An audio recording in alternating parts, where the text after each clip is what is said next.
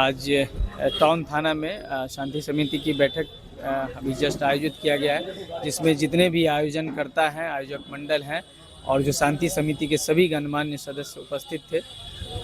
सभी से यही अपील की गई है कि जितना भी आयोजन स्थल है, जहां आयोजन किया जा रहा है या जो जुलूस निकाला जा रहा है, उसका निश्चित रूप से लाइसेंस प्राप्त कर लें।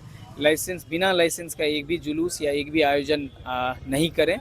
लाइसेंस जैसे ही निर्गत हो जाए तो उसका लाइसेंस में जो भी नियम शर्तें हैं, जैसे डीजे पूर्णतः प्रतिबंधित है और वॉलंटियर की संख्या, वॉलंटियर का एक जितने भी लोग हैं उनका एक ब्यौरा वो निश्चित रूप से थाना को दे दें, एसडीपीओ साहब को दे दें और उसके दायरे में जो लाइसेंस निर्गत का जो शर्त है उस दायरे में आयोजन करें और सभी शांतिपूर्ण वातावरण में जुलूस भी निकालें।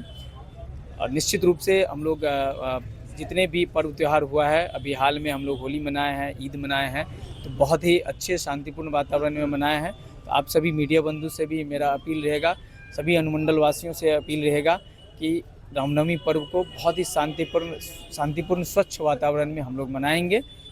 धन्यवाद।